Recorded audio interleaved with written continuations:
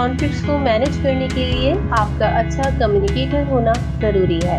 अपनी टीम से उनके काम के बारे में बातचीत करें, हौसला अफजाई करें, अपनी टीम के लोगों की बात सुनें। इस बात को यकीनी बनाएं कि आप समझ रहे हैं कि टीम के मेंबरान क्या कहना चाह रहे हैं। मसलन, अगर आपकी टीम में 2 लोग हैं जो आपस में लड़ रहे हैं, या एक ऐसा बंदा है जो कि एसी पसंद करता है जबकि दूसरा पसंद नहीं करता, ऐसी सूरत में आपका फौरी रद्द-ए-अमल ज़रूरी है। हम आपको कुछ टिप्स बताते हैं जो कि आपको ऐसी मुश्किल सूरत-ए-हाल में कॉन्फ्लिक्ट्स को हल करने में मदद देंगी। इस बात को तस्लीम करें कि एक मुश्किल सूरत-ए-हाल मौजूद है। सच्चाई और साफ गोई कॉन्फ्लिक्ट रिजॉल्व करने में अहम किरदार अदा करती है। सबसे पहले कॉन्फ्लिक्ट्स को कबूल करें और याद रखें, ये तनाज़ात ज़िंदगी के हर ताल्लुक़ में पाए जाते हैं। अब चूँकि हमारा वास्ता ज़िंदगी के हर मोड़ पर इनसे पड़ेगा, तो फिर हमें कॉन्फ्लिक्ट्स को संभालना सीखना चाहिए। हकीकतन तरक्की और तब्दीली के लिए कॉन्फ्लिक्ट ज़रूरी है। ये आगे बढ़ने, जिद्दत लाने और बेहतर मौक़े फराहम करने की अलामत है।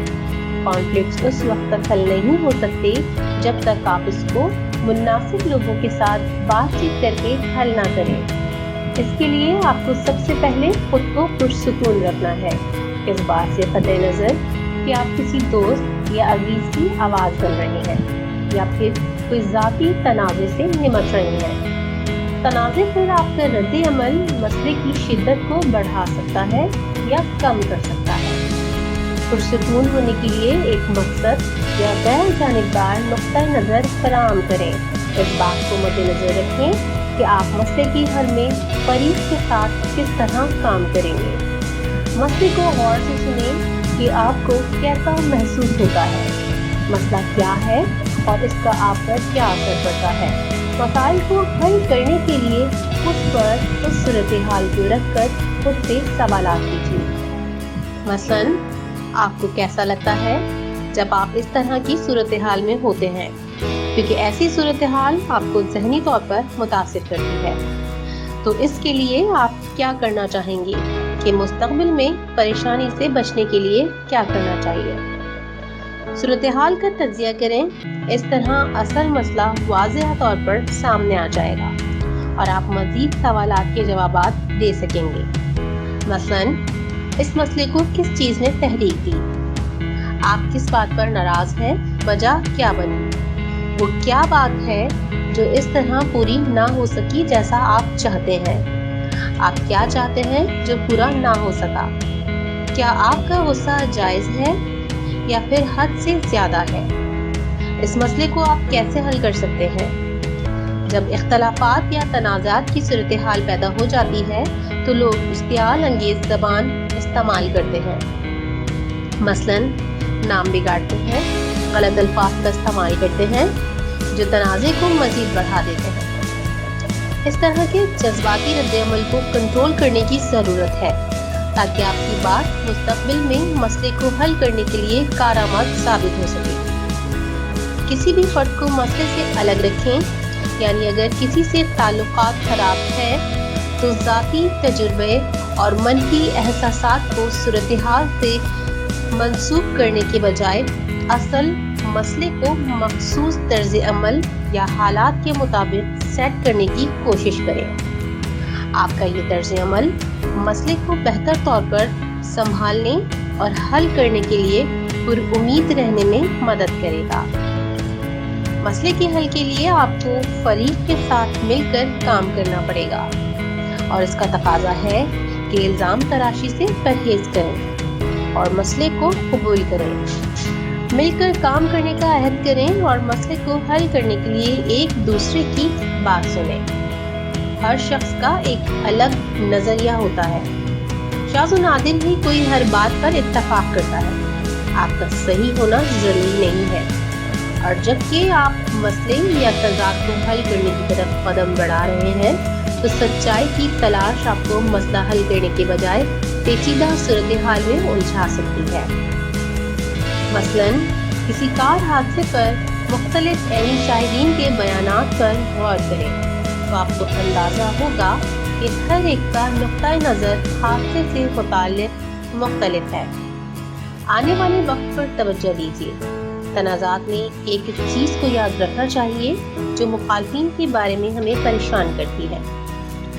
مسائل سے نکلنے کے لیے سب سے پہلے آپ کو ماضی سے خود کو نکالنا ہوگا، لیکن ہوتا اس کے برعکس ہے کہ ہم اکثر ماضی میں ہی الجھے رہتے ہیں۔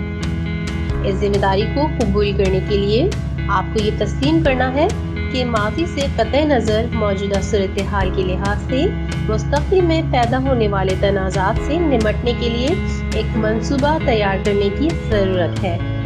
باہمی تضاد و مسائل کو حل کرنے کے لیے عام فریقین کو اپنے مفادات اور اندیشوں پر بات کرنا ہوگی، اپنے حقیقی مفادات کو ظاہر کرنا ہوگا جس سے سب کا فائدہ ہو۔ اس کے لیے مل کر کام کرنا چاہیے تاکہ بہتر حل نکال سکیں، جس کی مدد سے تمام فریقین کے مفادات پورے ہو سکیں۔ کسی مسئلے کا ایسا حل تجویز کرنا جو ہر ایک کو مطمئن کرتا ہے، اس کے لیے تخلیقی صلاحیتیں اور محنت درکار ہوتی ہے، اور تنازعات کو حل کرنے میں جلد بازی سے کام نہ لیں، کیونکہ اجرت میں کیے گئے وعدے یا کمٹمنٹس دیر پا نہیں ہوتے۔ اصل صورتحال کو مد نظر رکھ کر ہر زاویے سے اس پر نظر ثانی کریں اور پھر کوئی مکمل اور واضح حل نکالیں۔ مسئلے کو حل کرنا ہو تو صرف کام کی بات کریں۔ مثلا اگر آپ حل کے لیے کسی قسم کا کوئی کمٹمنٹ کر رہے ہیں تو اس بات کو یقینی بنائیں کہ آپ کی بات ہر ایک کی سمجھ میں آئی ہے، اور اگر یہ حل تحریری صورت میں پیش کیا جا رہا ہے تو ہر نقطے کی وضاحت کیجیے۔ کسی قسم کے ابہام کو پیدا کرنے سے بچیں تاکہ فریقین بہتر طور پر بات کو سمجھ سکیں۔ جو لوگ تنازعات کا شکار ہیں اور ان کو حل کرنے کی کوشش کر رہے ہیں، ان کی حوصلہ افزائی کریں۔ دوسروں کی کمزوریاں تلاش کرنا، ان کی برائی ڈھونڈنے سے تنازعات بڑھتے ہیں، اور اگر افواہیں پھیلی ہوئی ہیں تو مزید بے بنیاد باتیں تنازعات میں ایندھن کا کام کرتی ہیں۔ بے بنیاد باتوں کو ختم کرنے کے لیے بنائے گئے منصوبے پر عمل کریں۔ متبادل حل تلاش کریں۔ اس بات کا تعین کریں کہ کون سے اقدامات کیے جانے چاہیے اور فریقین کن باتوں پر عمل کریں گے۔ مکمل خاموشی بھی مخالفت کی علامت ہو سکتی ہے۔ جب کوئی لائحہ عمل طے کر لیں اور آپس میں عمل درآمد پر بات چیت ہی ہو جائے تو اس کو نگرانی میں رکھیں۔ ہر 15 دن بعد ایک میٹنگ رکھیں اور یہ طے کریں کہ اگر تنازع حل نہ ہوا تو کیا اقدامات کیے جائیں گے، اور اگر یہ حل طلب نہ رہا تو ایسی صورت میں دیگر حل تلاش کرنے کی ضرورت پڑ سکتی ہے۔ ایسی صورت میں آپ تجربے کار لوگوں کی بصیرت سے بھی فائدہ اٹھا سکتے ہیں۔ بہر صورت آپ کو ایک پالیسی مرتب کرنی ہوگی تاکہ تنازعات آپ کے کام میں رکاوٹ نہ بن سکیں اور مسائل کا حل بھی ممکن ہو سکے۔